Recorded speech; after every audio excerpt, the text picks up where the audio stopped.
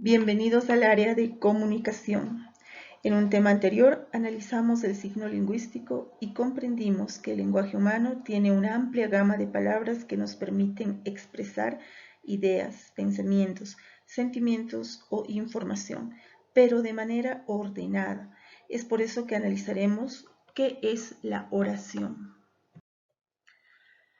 Las oraciones simples son una combinación de palabras que expresan una idea o pensamiento completo, es decir, que tiene un significado. Se caracteriza por tener autonomía sintáctica, lo que significa que no necesita ninguna otra estructura y no hay otra unidad que lo supere en rango. Cabe señalar que se puede distinguir estilísticamente comenzando en mayúscula y terminando en un punto. Las oraciones deben llevar un verbo, ya sea en forma simple o compuesta.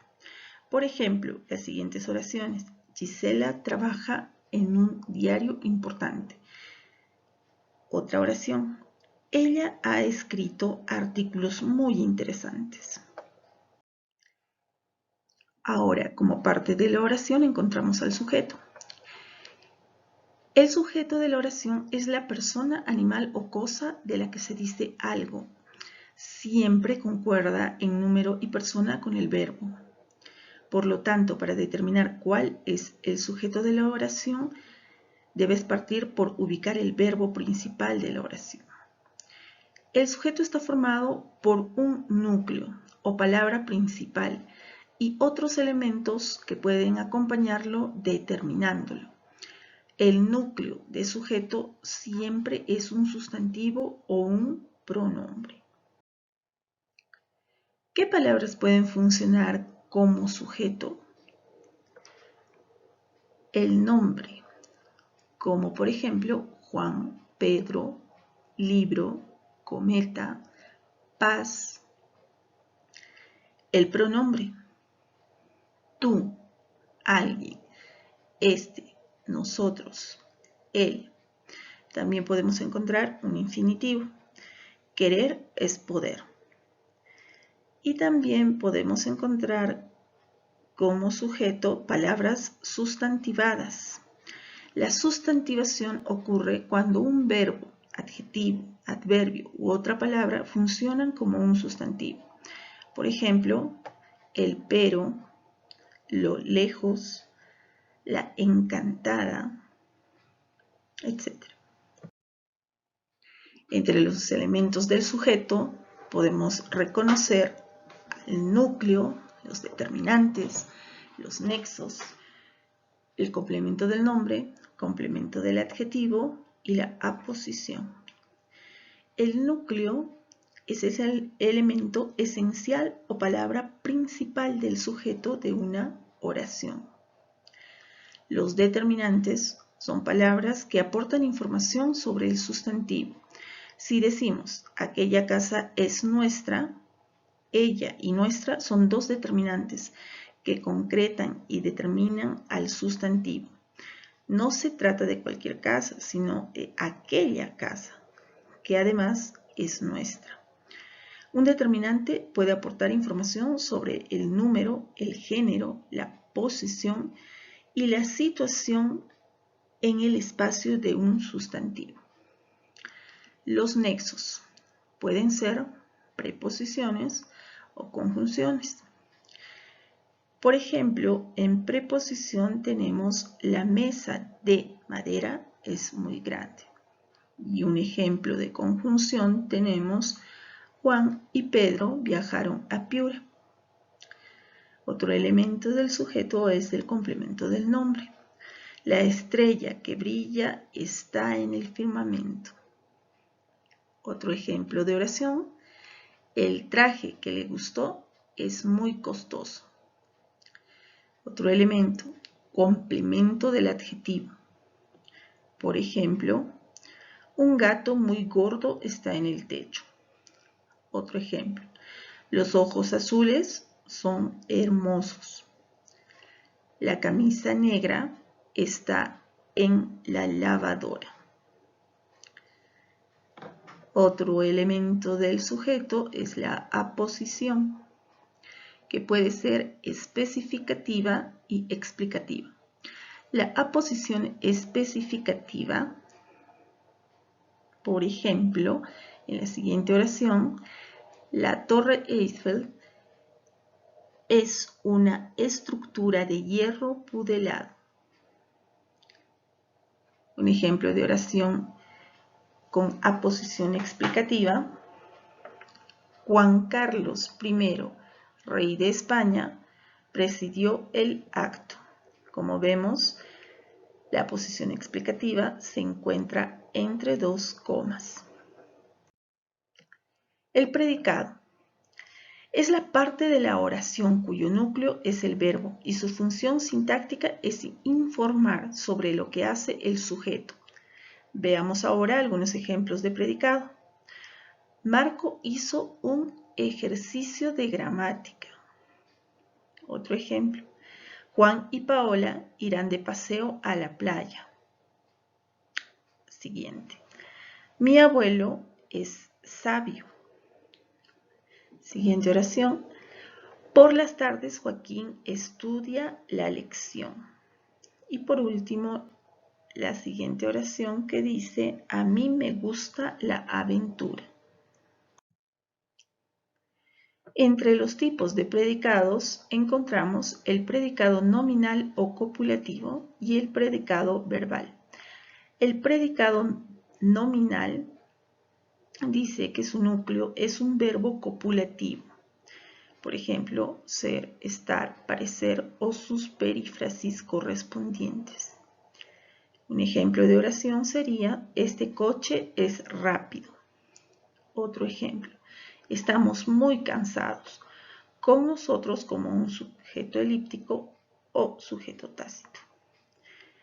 Otro ejemplo sería: esta lección de gramática no parece muy difícil. En cuanto al predicado verbal, se dice que su núcleo no es un verbo copulativo y se presenta de dos tipos: activo y pasivo. El activo dice que su sujeto realiza la acción del verbo. Por ejemplo, Juan lee un libro, mientras que el pasivo dice que su sujeto paciente recibe la acción que ejerce el complemento agente. Por ejemplo, el libro es leído por Juan. Entre los complementos del verbo encontramos el complemento directo. Es la parte de la oración sobre la que se recae la acción del verbo. Si el complemento directo se refiere a persona, va encabezado por la preposición a. Por ejemplo, saludé a mi madre. Para saber si estamos ante un complemento directo, hay que sustituir el complemento directo por los pronombres lo, la, las, los. Por ejemplo, en las siguientes oraciones: ayer me compré un pantalón nuevo. Sustituyendo sería: ayer me lo compré. En la siguiente oración queremos ver la última película de Almodóvar. Sustituyendo sería: la queremos ver. El complemento directo es obligatorio cuando hay un verbo transitivo en la oración, ya que este tipo de verbos exige uno o varios complementos. El complemento indirecto es la parte de la oración que recibe de forma indirecta la acción del verbo. Se introduce por la preposición a y es conmutable por el pronombre le o les. Por ejemplo, en la siguiente oración: ayer compré comida para mi perro.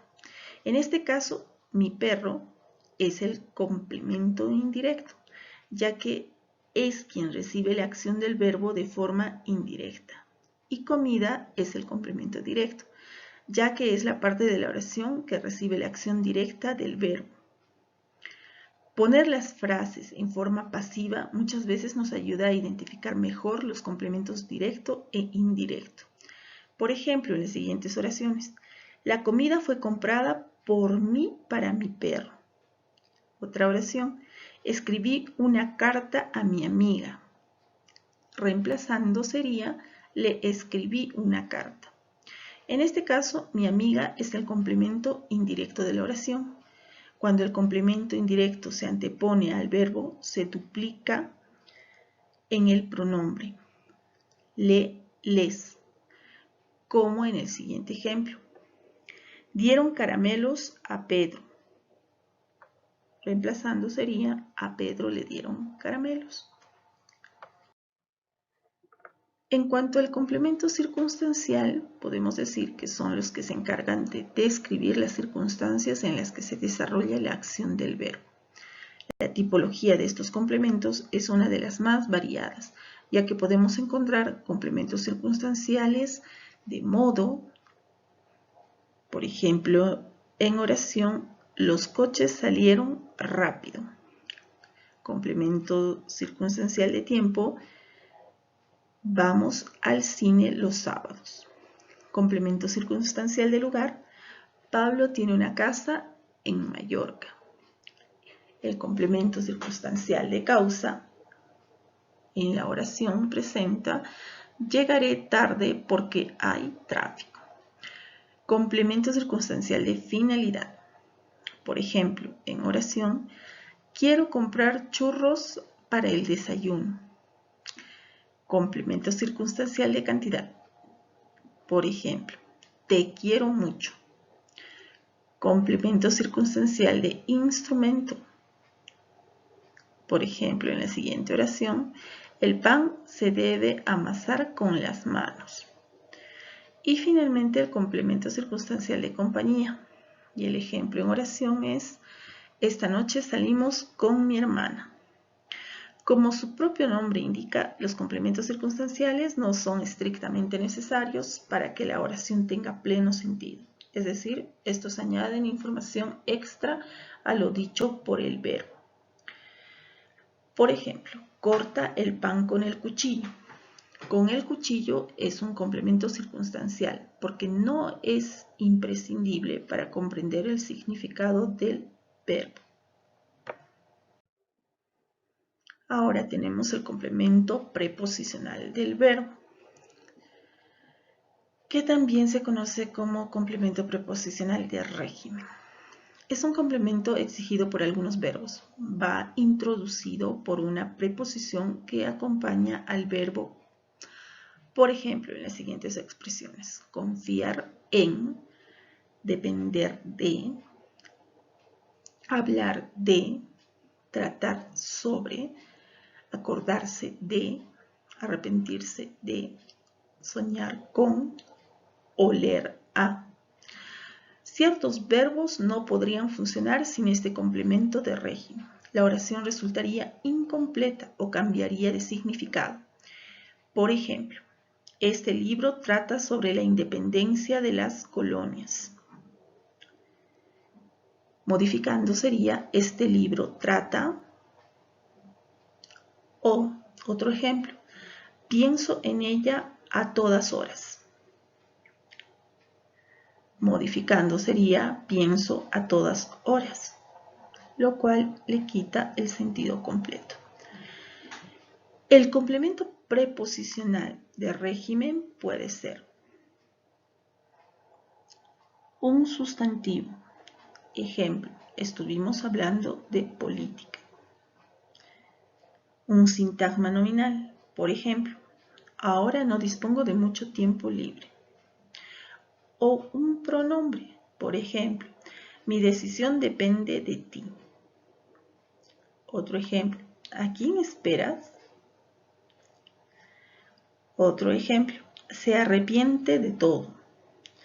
Y finalmente otro ejemplo, no confía en nadie. Ahora, una oración subordinada, por ejemplo, me informó de cómo podía presentar la solicitud. Otro ejemplo, confío en que puedas venir a nuestra boda. En cuanto al complemento agente, vemos que es una función sintáctica u oracional que expresa en las oraciones pasivas quién realiza la acción verbal.